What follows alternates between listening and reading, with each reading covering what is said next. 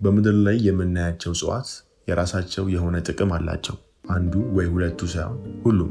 ታዲያ የነሱ ዓለምን በመግባት ለምን ግልጋሎት እንደሚውሉ በተግባቦት ማወቅ ይቻላል። በአጭሩ ማናገር ይቻላል እያልኩክ ነው። እዚህ ጋር እንዳትስቱ፣ ያው የሚገኙበት ዞተራን መገንዘብ ይቻላል ወይም ደግሞ የሚደጋገም የኃይል መጠን ማወቅ ይቻላል ነው እያልኩኝ የምገኘው። አንዳንዶቻችሁ የስላቅ ንግግርን በቀጥታ በመውሰድ ስለምስቱ ያው የመመለሱ ግዴታ ነው። ኃይል የአጽናፈ ዓለም መሰረት ነው። በኃይለ ዘር ደግሞ እንስሳት፣ እጽዋትና ሰውንም ጨምሮ የምንጋራው አራቱ ነባር ንጥራተ ነገራት አሉ። መሬት፣ ውሃ፣ ነፋስ፣ እሳት የምንላቸው።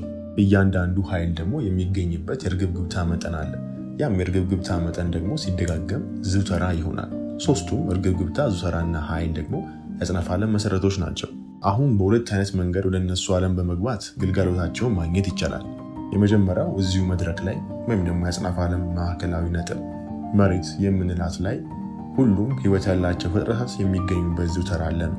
ታሞ ከህመም ለመሻል፣ የአካባቢን መልክዓ ምድርና ከባቢ አየርን ለማስተካከል፣ መጥፎ መናፍስታትን ለማራቅ፣ ሌላም ተፈላጊ ነገሮች ቢኖሩ የነዛን እጽዋት ዝውተራቸውን በመገንዘብ ጥቅማቸውን ማግኘት ነው።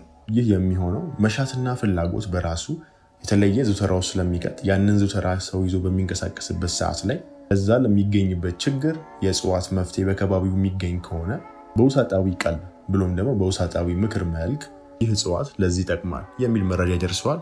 ያንን መረጃም ተከትሎ የእጽዋቱን ጥቅም ወይም ደግሞ ግልጋሎት ያገኛል። ሁለተኛው መንገድ ደግሞ የሚታየውን ዓለምና የማይታየውን ዓለም በኩል እያገናኘ የሚገኝ የኃይል ድልድይ አለ።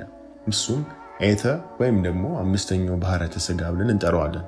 ብዙ ደግሞ ባልተቀሻበለ አጠራር መንፈስ የሚባለው ነው። ሰው ውሰት ሲያደርግ ከ10 የንጻ ደረጃዎች 7ኛው ነው። ወይም ደግሞ በእንግልት አጠራሩ አስትሮ ፕሮጀክሽን የሚሰኘው ስጋ አንድ ቦታ ቁጭ ብሎ መንፈስ የተለያዩ ዓለማትን መጎብኘት ስለሚችል የእጽዋትንም ዓለም በመጎብኘት እዛ ውስጥ የሚገኙ መረጃዎችን በመሰብሰብ ለጥቅም መዋል ነው።